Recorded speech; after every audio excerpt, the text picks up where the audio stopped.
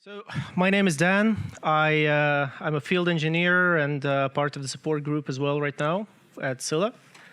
We'll be talking about, this is not going to be a very deep dive into the internals of things, but we'll be covering the tools we use for cluster management. So basically the things that the Scylla stack consists of besides Scylla itself.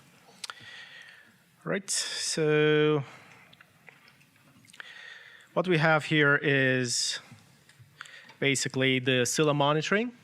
That's the entire system that monitors Scylla as it is running, provides us with graphs and stats and insights into what's happening with your cluster.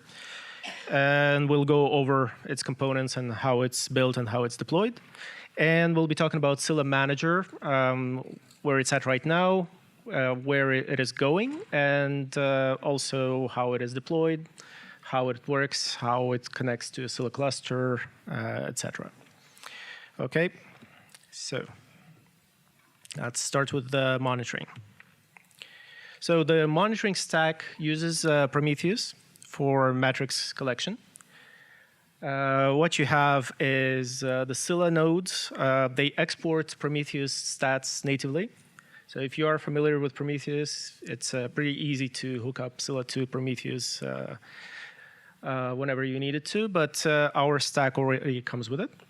And also, all the Scylla nodes during installation install the node exporter, which is used for stuff that is not Scylla, so for like free disk space, CPU load, that sort of thing, that Scylla does not present directly to monitoring. So the Prometheus itself has Prometheus, Alert Manager, and Grafana on top of it with our own dashboards. So you don't really need to do anything when you install it. It comes with pre-configured with everything you need to monitor Scylla. Of course, since it's a known stack and lots of people use it, you can expand it. You can do whatever you want with it. It's also open source, available on GitHub. So what it looks like. We have the dashboards that come with Scylla. There is a slight difference between enterprise and open source dashboards. So the different dashboards are enabling us to drill down into specifics. Like some of them deal only with SQL queries, some of them deal with a general overview of the system, some of them deal with the node status, like CPU loads, free memory, that sort of thing. And also there is a dashboard for Scylla Manager, so we'll show that later on as well. Okay, so this is how we can filter views inside Scylla. So if you look at the top screenshot, it shows that we can actually divide the views by different looks. So we can look at a cluster level, and that's the first graph with just one line. That's the load for the whole cluster right now, aggregated across all the nodes. Now, if you look at the second one, you can see this is per node. And for example, in this particular case, one node is actually getting hit by much more load than the others.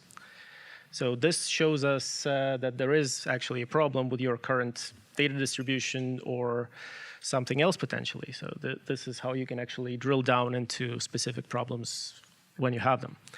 And then the third one is a per shard node, per shard per instance. So what you can see there is because of Scylla's specific architecture, that it uses a shard per core, your chunks of data are actually designated to a specific CPU core on every node. So if you drill down to this level, this is on a specific node, just the one that is overloaded, the one that has the blue graph in the middle screenshot. So here we can see that the load is more or less evenly distributed across the shards. So in this particular case, the load was hitting one node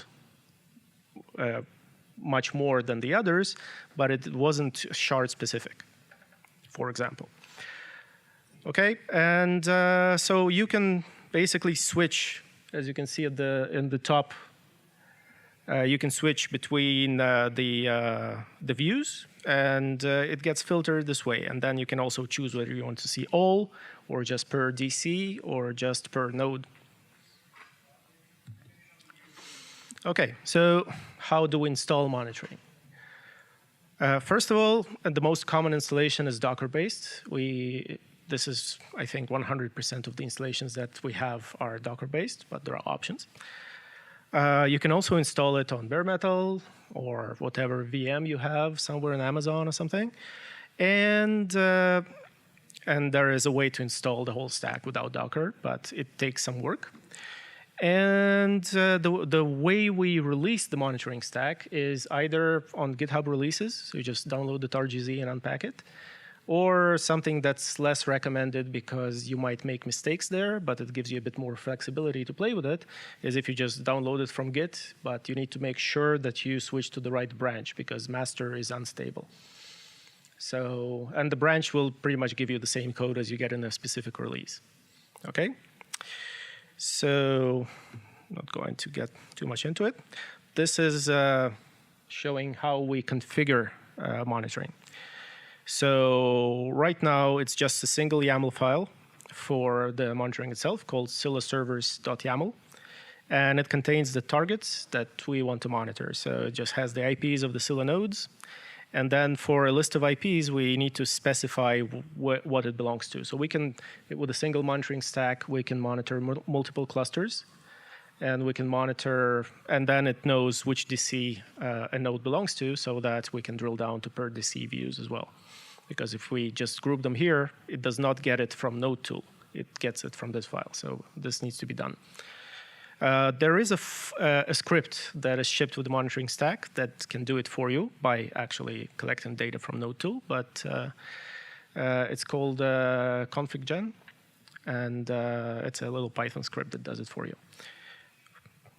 And also, if you're doing configuration management, Puppet, Ansible, whatever, you can pretty much probably extract this sort of data from an inventory file that you have.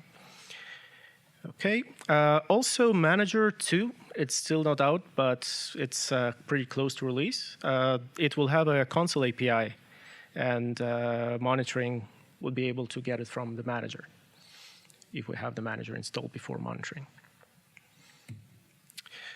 OK, the Alerts Manager, this is what its configuration looks like. This is very standard to Prometheus. If you're familiar with it, there will be no surprises here. This is an example of a disk-full alert, which basically the expression says available space at a specific mount point is less than 25% available, and it will send an alert. And that is done in the rule config YAML file. There is an example for it shipped with the whole stack. And you can adjust it however you want.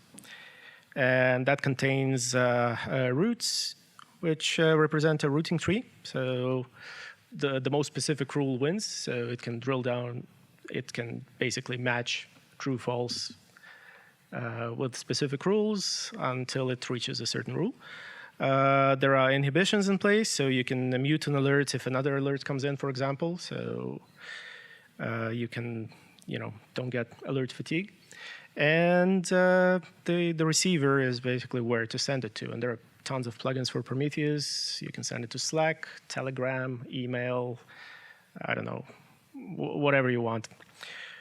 OK. And this is the configuration, what it looks like. So these are the rule, for example. So there isn't really that much to look at here besides this is the configuration file, and right next to it is what the alert email would look like to you. Again, if you are familiar with Prometheus, this is probably not going to be much of a surprise. OK, so let's switch to the manager.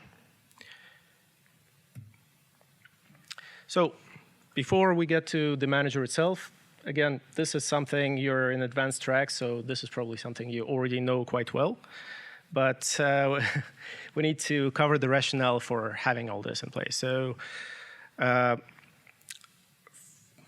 we need to do repairs. This is what the manager does. This is the main function of the manager right now. And the reason we have repairs is pretty simple. There is the cap theorem in place, which says you can have consistency, availability, or partition tolerance, and pick any two. So a typical SQL will have good consistency and availability, but no partition tolerance, unless you have some plugins for sharding and play with stuff like Galera. But then again, you have your own problems there. Databases like Scylla, Cassandra, and a lot of the others in the same category basically don't stick to consistency too much in order to have good partition tolerance and availability. That means that it doesn't mean that we don't have consistency at all, but it means that consistency is eventual and not immediate, and it's tunable. So you can pick exactly what kind of consistency you expect. So this is the CL parameter you issue with the queries. So per query, you can decide whether you want to have it at a high consistency or just good enough consistency or no consistency at all, if you just do a CL1. So what happens is during repair is data is compared across all the replicas for data, and you need to have replicas if you want to have a multi-master cluster. And whenever there is an inconsistency, it replicates the whatever is the newest record. It pushes that to all the other nodes, overwrites the whatever is existing there. So basically, the most recent record always wins, and every insert in Scylla happens with a timestamp, which is something you can view, but it's not a regular query. So when you issue a regular select, you will not see it, but everything has a timestamp, every row. So the row with the highest timestamp is the one that gets replicated during repair. So how we can do those repairs, how we can reach consistency. So at write time, if we cannot write to all the replicas at once, there is hinted handoff, which basically means the other nodes will store the replicas that are supposed to be sent to the node that wasn't able to answer on time. And they will stream that whenever the node becomes available. This is a good mechanism, but it's limited in terms of how much they can hold. So during read time, there is the read repair. So whenever we read and we want to have a good consistency, so we read with consistency 3, and we get 2 answers with 1 row, and the third comes in from a node with a replica, but that one is older. So we will return the answer from the 2 nodes that had the newer one, and then we will also fix the one on the third node. And there is the maintenance action that is a full repair, which is exactly what the manager does. It can be done at the whole cluster level. It can be done at smaller levels. We'll cover that. But this is something that is part of the maintenance, just like backups, that databases like Scylla and Cassandra and others with a lower consistency require. OK, so the Scylla Manager. It basically has 2 components. Okay, there is the manager itself. It's a daemon that exposes a REST API. And there is the tool to talk to the daemon. So you can, of course, issue your own REST API calls, but there is a command called sctool that talks to the manager from the CLI. It's centrally managed. Usually, it's installed together with the monitoring on the same node, just because the monitoring machine already has access to all the Scylla nodes, and because nobody wants to designate an entire server just to do that, just to do the manager. But it's up to you. It is created specifically for Scylla, so it will probably not work for anything else. But the point is it's shard-aware, so the Scylla's shard-aware architecture is taken into account by the manager. So it can be made highly available, and it is stateless. So it uses a Scylla database as a backend, which it installs locally, or it can connect to an existing Scylla database. Obviously, it's not a good idea to use it with the same database it manages. So you either install another cluster if you want it highly available, or just keep it to the local single replica small setup, which is quite common. It's not a production database after all. Yeah, it can use any Scylla cluster. But like I said, you don't want to create the chicken and egg situation where manager is managing the database that it uses for its own backend. Okay, right now the current version of Manager uses SSH to leverage API access because most of the setups for Scylla do not expose the API. So the API is listening on a local host port, and when you run node tool, you can run it locally, but typically you cannot run it against another host because it will just not be able to reach it. So what the manager does is it does not use node tool directly. It uses the API. It uses the REST endpoint that node tool connects to, but it simply SSHs into the host and then runs the commands locally, talks to the API locally. Of course, if you want to expose the API outside, that's not best practice for security purposes because it's not secured. But it is possible, and then the manager can just talk to it directly. So, like I said, it just connects over SSH, so the connection is secure, and it deals with all the establishment of those connections, the certificate distribution, all that. There are scripts inside Manager to do that. And the database it uses to do that is the current latest enterprise. Okay, just one thing I forgot to mention here is that, remember, there is a dashboard for Scylla Manager. So the monitoring is integrated with the manager. So you can go into that dashboard, and if you have the manager also configured, you'll be able to see the progress of the tasks that it's currently running and everything that it does. One more thing.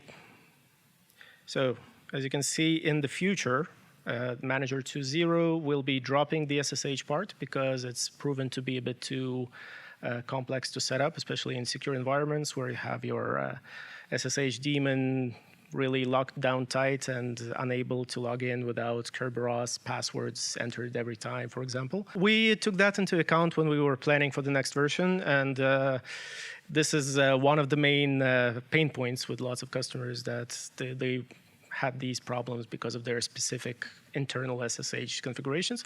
So the next version will simply have an agent running on the Scylla node, and the manager will be talking to that agent instead of trying to establish SSH. So that will be a secure encrypted connection, but you will need to have the agent running on every node, just like we already have node exporter running there. So it's pretty standard. So the deployment itself for the manager, once you install the RPMs, you just run Scylla Manager setup. It's a tiny little script that asks you just a couple of questions. And then you run Scylla Manager SSH setup, give it the current user that has access to the nodes, and give it the path to the key, and which user to create, the manager user that will be used for SSH, and the key to push for that user. And then we'll give it a single IP of the node. It will go into that node with SSH, using the user, in this case, CentOS, and discover the cluster using node tool, pull out all the data, reach out to all the other nodes, and establish connectivity everywhere. Create this user, add the key to authorized users, authorized keys, etc. And it will just tell you that it connected to all of these, a list of nodes. Okay, and this is what happens when I want to add a cluster. So sctool is the command, we already mentioned it. So cluster add, give it one host, no need to give it a list of hosts. It will discover the rest. Give it a name. This name does not necessarily have to be the cluster name within Scylla. This is just something to designate it inside the manager database. It will give it a UUID anyway, so you'll be using probably that UUID more often than the name. And that's it. If you have SSH in place and you didn't expose the API, then you also need to specify the SSH parameters. And that's it. So in the future, SSH will just become redundant in this particular step. But right now we still use it. Okay, so if you run a sytol status after that, you'll get a nice little table printed out to your screen with the status of the cluster. Okay, and this is what the monitoring looks like for the manager. So you will have your Prometheus pulling data from the manager as well, and it will show the dashboard that contains, let me just open it here. Oh, it does not open. Anyway, so as you can see here, it shows us how many nodes there are and the current repair progress going on there, and also it shows the CQL health check, so it will keep pinging the CQL port and making sure that it's available on all the nodes. And that's the next thing I'm going to talk about. Well, just soon enough. So this is basically the types of deployment we have available. So we have binaries for all the standard common distributions, and we also have it on Docker. So you can install it directly from Docker, but that means you will need to install a Scylla and connect it to it. So link the two containers. If you install Scylla on Docker and this on Docker and the manager on Docker, you just link them together and they will work. Okay, this presentation can be found on the university website once you log into Scylla University.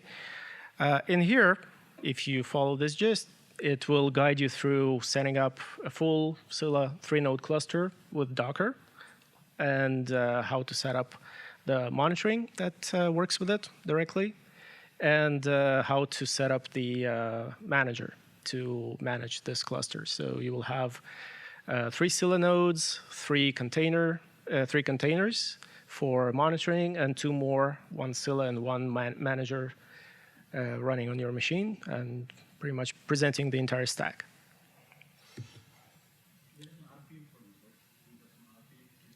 There are RPMs, there are debs for Debian and Ubuntu, and there is a Docker on Docker Hub. Okay, so the next version, like I already said, will have node-side agents, so we will not have to deal with SSH anymore. The manager will also do backups, so it will be using our, what was it called? rsync, not rsync, block level, sorry? Yeah, rclone, that's the one. They gave a big presentation a few months ago on it in Poland. And if you have any requests for additional features, feel free to open them, and we're always happy to get more. So basically, right now, the main reason for the manager is repairs. And what we really care about are those maintenance repairs that need to happen all the time. So first of all, like I said, every row has a timestamp, and the newest one wins.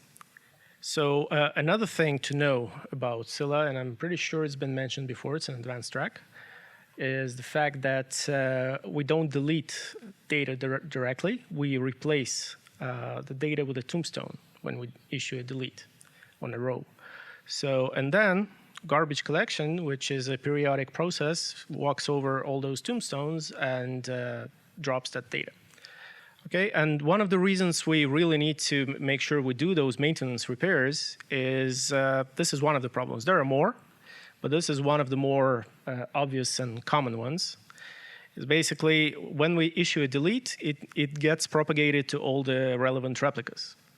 And if, for example, one of the nodes during that propagation was not available, it doesn't necessarily need to be down, but I don't know, a network outage, it just, I don't know, was overloaded at the time and did not respond, did not get the, whatever. It wasn't available. So what happens is we have out of 3 replicas, we have 2 where we have a tombstone and a 3rd where nothing happened. Later on, garbage collection runs through, and that tombstone is removed. We don't have it anymore. And suddenly that node that wasn't available comes back online. We issue a read. Most of the nodes don't have that row anymore at all. So there is no newer record with a newer timestamp that says it's not here. But the third node actually has it. So it responds, and it has a timestamp, which is newer than nothing. And we end up having this record propagated back with the repair to all the other nodes. So that means we need to really keep the repair period lower than the garbage collection to avoid this situation. Because if our garbage collection happens less often than repairs, this cannot happen. Does it make sense? It's kind of a race condition, I guess. But this is why typically the default garbage collection is set to 10 days. You can play with it. It's called GC grace seconds in Scylla YAML. So we do repairs on a weekly basis by default. So then it's 3 days period. That's different. OK.